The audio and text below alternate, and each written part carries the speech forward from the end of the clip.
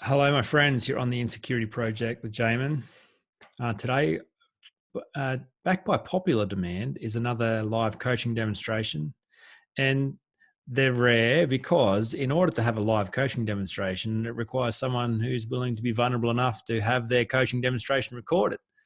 So that's a big deal because it's a pretty vulnerable subject to bear your whole heart and soul. So, look, Kelly, you're a real soldier, you're a real trooper for being willing to broadcast this, and thank you for your vulnerability. We've done coaching before, so you are very familiar with this process and know how useful it is, and that's probably why you're willing to share it with others. But nevertheless, acknowledge your courage and thank you for being willing to share this conversation. Thanks, Jaemin. I appreciate the opportunity. I am excited. Great, a lot of fun.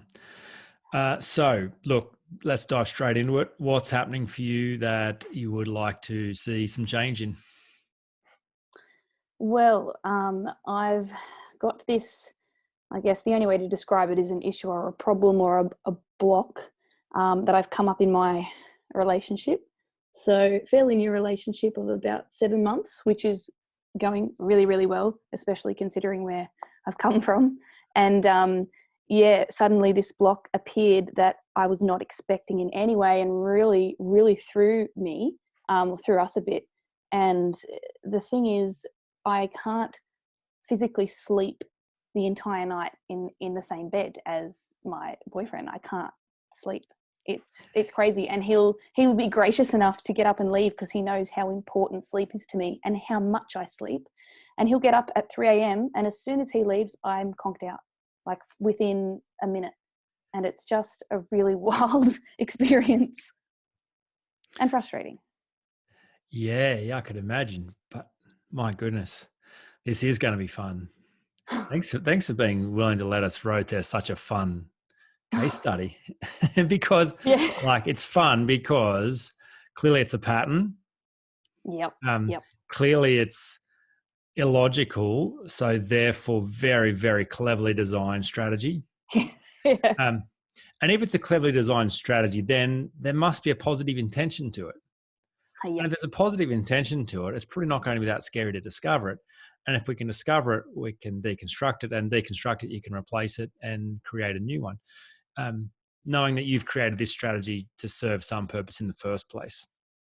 So the coaching conversation creates this safe space to separate behavior from intention, deconstruct stuff and put it back together. So that's going to be fun. You mentioned being frustrated though, and I get that. I know what it's like to be frustrated with my own stuff. But I also know that you can't do self-judgment and self-awareness at the Yeah. same time. Those two things cancel each other out. So you're welcome to be as frustrated as you like later, Yeah. but it won't be useful for you or for you to be frustrated now.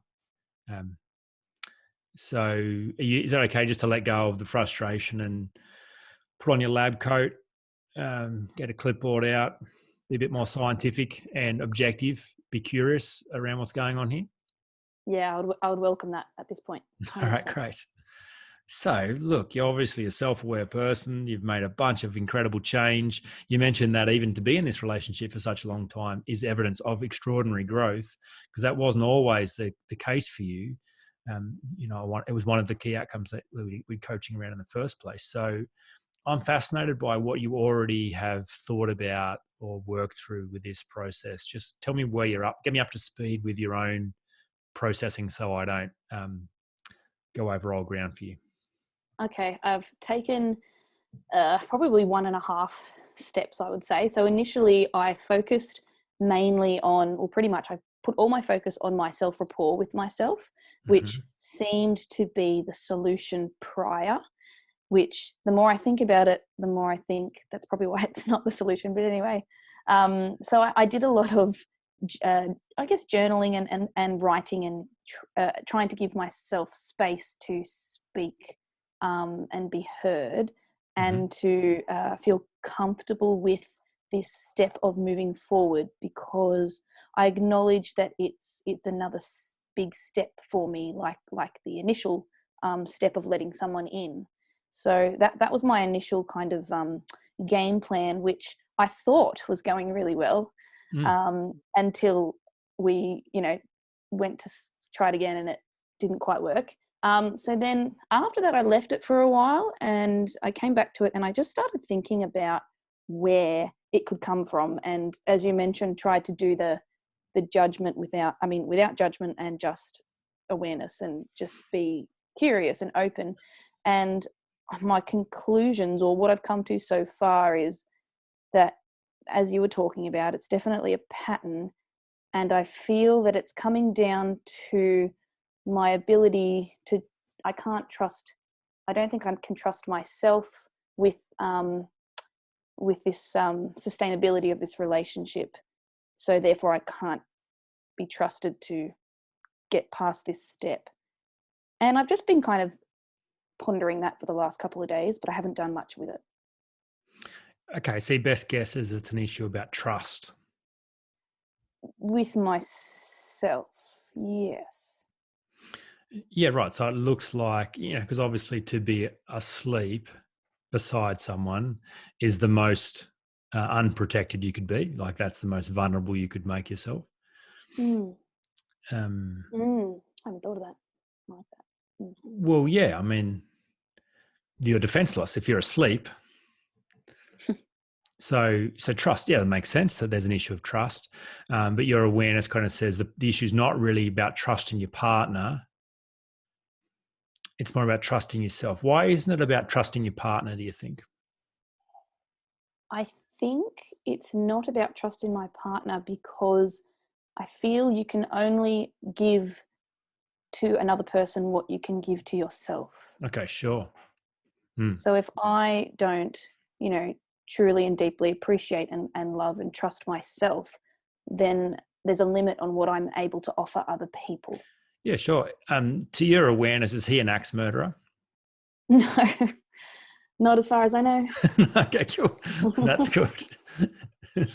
I'm just checking, just making sure that you don't have some kind of premonition that some bad thing's going to happen. No, definitely not. Cool. Sorry, I didn't mean to make light of this, but sometimes making light of it is useful because it just kind of breaks the ice. And if we can keep this lighthearted, obviously frustration is the natural state, but frustration is not helping you solve this. Yeah, right. Yeah. So if we can keep it fun. Cool. So yeah, you think your best idea is that, it looks like it's not about trusting him, but it's probably more likely to be about not trusting yourself. So why can't you trust yourself? I'm definitely running, I think, an unhelpful belief that prior relationships are defining my future outcomes and my future relationships. That's what I'm thinking, because the past, couple of relationships I've had that lasted the same amount of time had, as I keep coming back with this language, an expiry date. And it's interesting because no matter how much I try to not use that language, it's really flipping up and coming out a lot. So yeah. That's kind of in a bit of a cycle there. Yeah, okay. All right, great. Have you heard me talk about agreements before? Uh-huh. So it's really useful just to fully deconstruct the exact problem. So when you use language like, the problem is the past, the patterns of the past show me that there's an expiry date.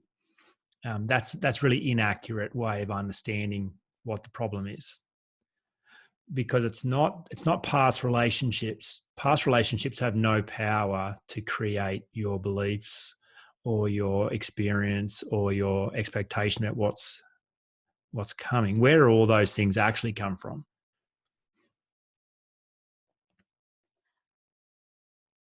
More specifically, myself, my own beliefs, my interpretations of events. Well, yeah. I mean, so obviously life's not made up of the things that happen to us, but the meaning we place on the things that happen to us.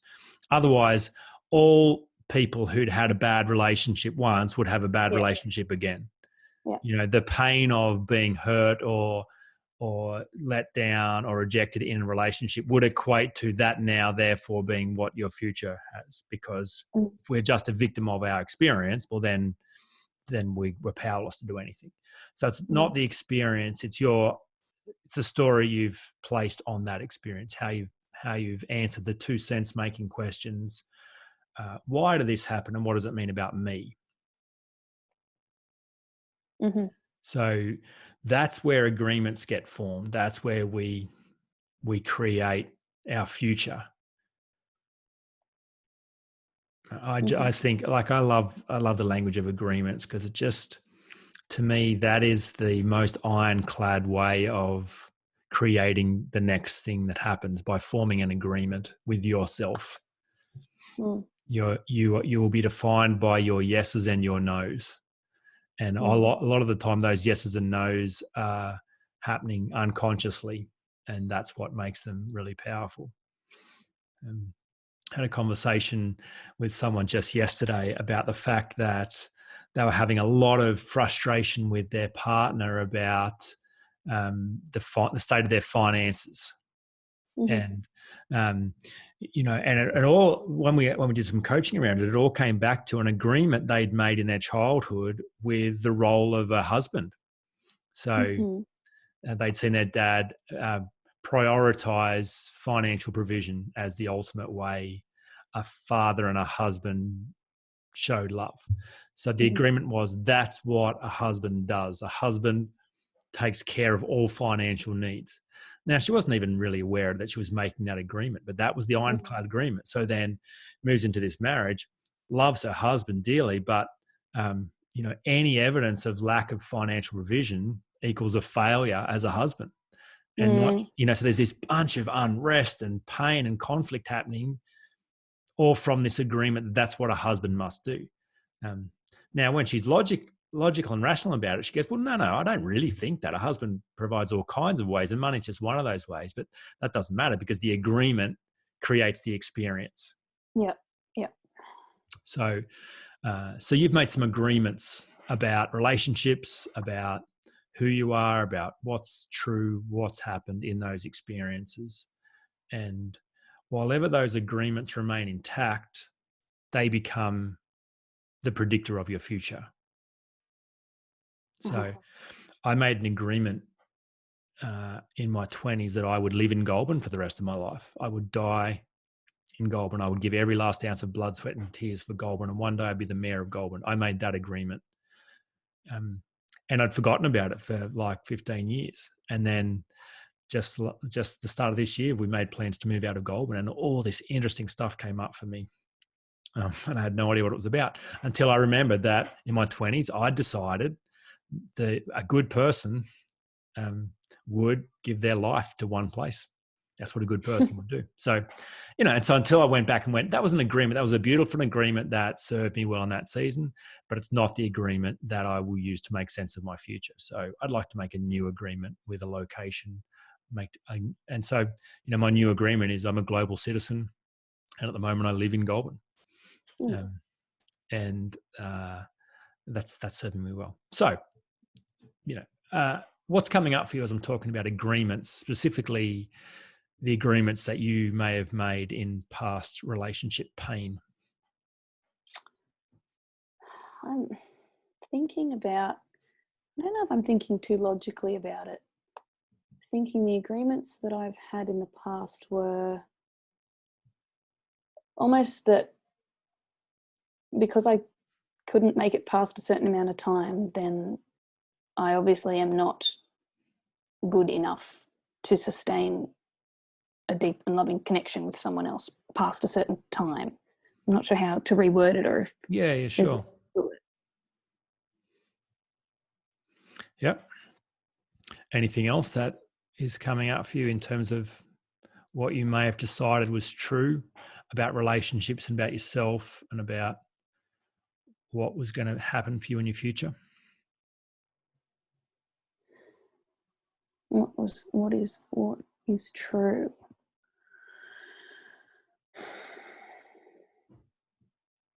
I guess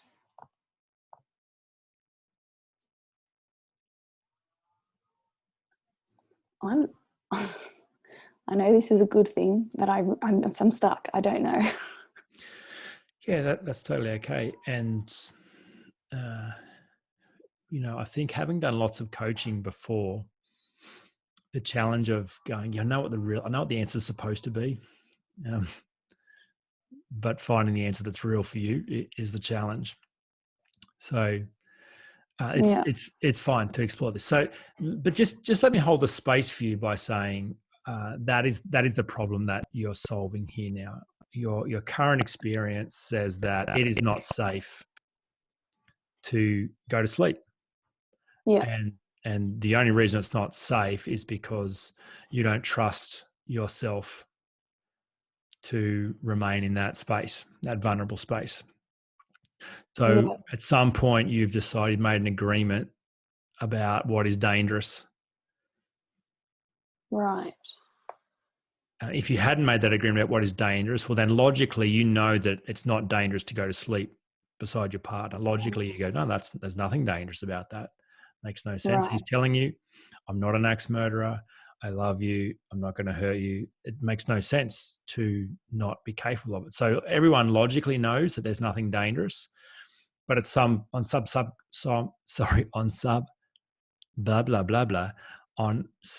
subconscious level, you've made an agreement about what is dangerous. Yes. It's dangerous because last time that happened and I fell asleep and I felt safe, it turned out it wasn't safe. Oh, really? Because it all crumbled in the end. Yep. Yes. Yep. Wow. So when you fully surrendered and let go and were present for a relationship, that ended badly for you. Yep. Hmm. Yep. And what meaning did you place on that painful experience? How did you answer the two sense-making questions? So why, when you fully showed up and slept and were present, why did that become unsafe? Because it opened up for the possibility of what happened, which was rejection and not fulfilling the desire that I wanted, I think. Yeah, great. So at the moment, if your partner was to reject you, like say he calls you up this afternoon and says, all right, we're done here. It's been fun, but we're finished. You've somehow insulated yourself from that reality still. Mm-hmm.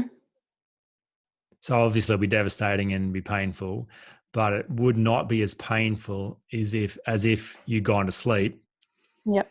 Totally surrendered, and then he told you.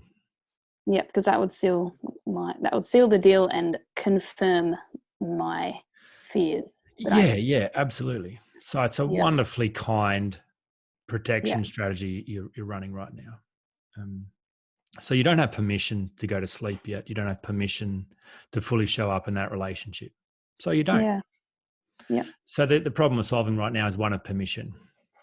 Okay. So here's a really cool question. What conditions would need to be satisfied for you to have permission to actually show up in this relationship?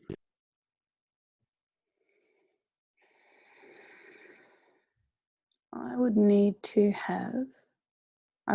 be able to trust myself and allow myself to let go of what's happened in the past and disconnect the past from what is now. Yeah, maybe that sounded like you guessed the answer.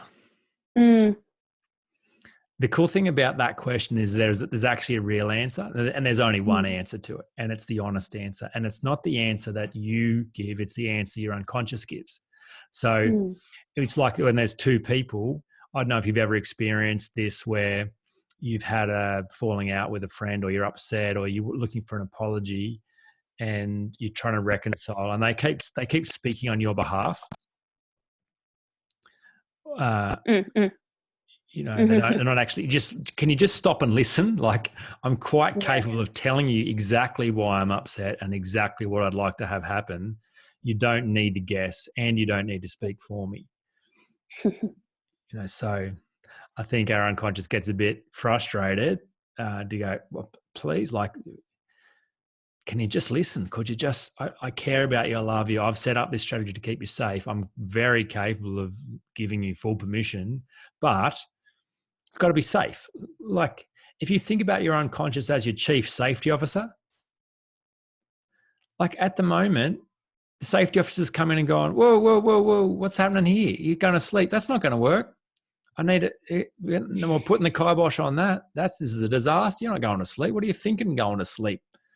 Oh yeah, boy, like silly. So it's like blowing a whistle, put a halt to operations. Things are not safe. We've got to tidy up this workplace before you can get back to work.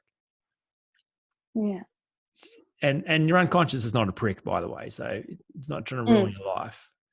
Just has to be safe. Cannot afford to have a workplace accident. Because if there's another accident, like, you may never recover. Yeah. Yeah. So it's a very kind operation. Is that making sense? Mm-hmm. So there is a clear answer to this question. And you may not, feel free to not answer it now. Feel free to not answer it in this session. Feel free to, like, we didn't even set an outcome for this session. I just kind of launched in, which I apologize for. But perhaps now the outcome for this session is having the right question more than the right answer. Or maybe you'd like to answer it now. But can you see that there's some conditions to be satisfied before you're able to go to sleep? Yeah. Yes. Like the notion makes sense. But you're not entirely sure what those conditions are. So I'm doing a lot of talking. Please nip it in the bud if I've said too much. But just to give you a framework to think about where the answer may be, because the tendency is to feel like our problems are complicated, unique. You've heard me say that 1,000 times. They never are. Although specifically, you might not know of anyone else who can't sleep next to their partner. This is a type. No. This is a type of problem. So, so it's actually, you're not special. This is not unique. Everyone has a safety officer. Yeah. Everyone's safety officer requires permission. So, so it's okay. So in general, one of the things that I observe around the kind of answers that come up for people is around the child to the adult. Yeah. So in general terms, the child fills their cup externally. All their 6 core needs are met outside of themselves because they don't know how to meet them internally, which makes sense. So a child has to get their needs met through things and through people, through their external world. And so they've got to play a bunch of games and jump through hoops to make sure their world keeps filling their cup. So that's a pretty vulnerable thing to have happen as a child. But that's the best plan. That's the best operation system for a child. But if you're no longer a child and you're still running the child system, that leaves you incredibly vulnerable. So, like, if you need your cup to be filled externally, so your need for certainty, variety, significance, love and connection, contribution and growth, if you're still outsourcing that as an adult, you're always a 15th away from disaster, because at any moment your world could decide they don't want to. It's like if you're running a business that has every bit of your operations outsourced to India, and then all of a sudden a global pandemic comes and there's no planes flying anywhere and there's no plan B. All of a sudden operations shut down overnight. You're out of the game. So if you outsource all the needs to your world, your safety officer is kind of like, oh my goodness, we are on high alert here. There is Mm, no margins. Everyone has to play perfectly. Everyone has to keep this supply chain happening. So I'm nervous. I'm nervous that this could not work. okay. Does that make sense? So yeah, so I need to satisfy the safety condition internally. Yeah, and that's right. The patterning around, okay, the adult work is to go, okay, if I can provide my own source of certainty, then I can Yeah. bring this in-house. Then it doesn't really matter what Yeah. anyone else is doing. I still feel certain. And if I can take charge of planning variety into my world, then I don't need chaos or drama or, other people creating uncertainty for me. And if I can bring significance in-house and validate my own existence, then it wouldn't really matter if anyone liked me or not liked me, because I like me. So that's already taken care of. And if I could be the one that loved myself, then if someone were to reject me, that would be sad for them, not sad for me. And, Mm. so that's the people who sleep at night, the people who surrender into relationships, and you're right there. This is an interesting pattern, because there's a bunch of people who'll be listening to this going, you know what? I sleep at night, but there's a bunch of other ways I've never shown up to my marriage or my relationship. Yeah. I haven't fully shown up here. I'm protecting myself. I'm not all in, because the same thing. They've had bad experiences in the past. They're insulating themselves from the fear of it ending badly. Yeah. So it just looks different, but the same thing will be happening for them. Yeah. So, but the people who not only sleep at night, but are genuinely present for their partner, who genuinely show up with their whole heart and soul, they are the people who've brought all that need meeting in-house. Yeah. Because then they're just like, well, I get to have an interdependent relationship now, not a dependent one. So if you were to leave me, that'd be sad for you. Like, there's 10 other people lining up outside to take your place if you'd like to forfeit it. Yeah. And Yeah. that's genuinely the reality for people who have become their own safety. Yeah. Okay. Yeah. So This is definitely. not easy work, but obviously that's the work in front of you. Yeah. What's coming up for you as I'm sharing that general example? Just knowing that, and it completely clicking into place that I need to fulfill and fill my own cup for enoughness, that I need to be enough for myself before I can before it's safe to let anyone else completely in. I need to be able to fulfill that first. Yeah. Yeah, well, it just positions you with your cup full, and then you avoid one of the major relationship challenges, which is two people coming into a relationship, both running external strategies, needing the other person to fulfill their conditions for safety. Yep. Two people end up sucking each other dry, and then there's a genuine expiry date because now they're both empty and they Yep. hate each other. So move on to the next. Yeah. Yep. Yeah.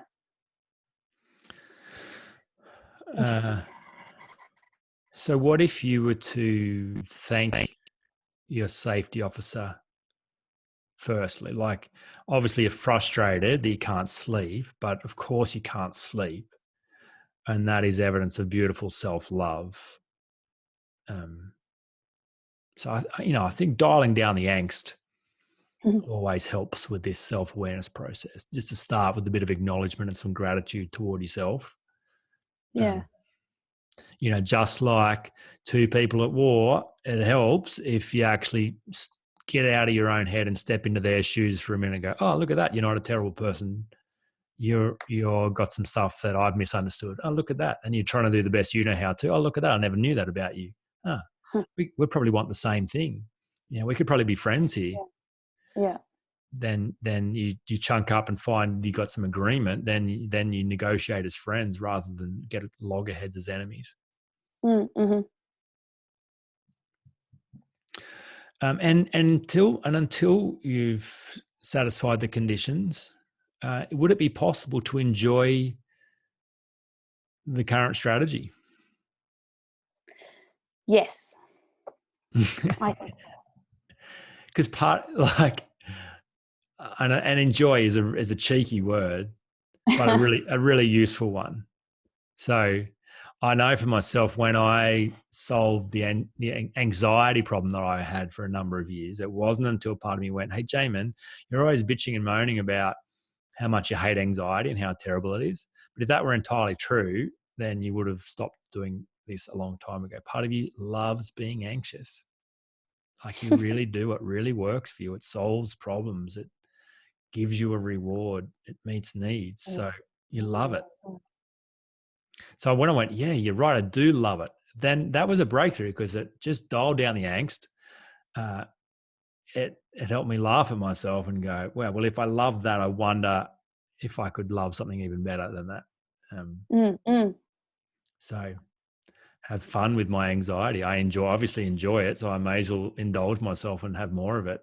Well, if I'm indulging myself and having more anxiety, I probably could indulge myself and have something even better than anxiety. So if you love not going to sleep, you love that setup.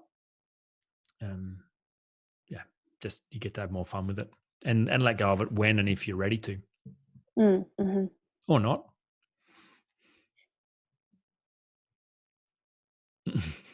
Both are options. Yeah.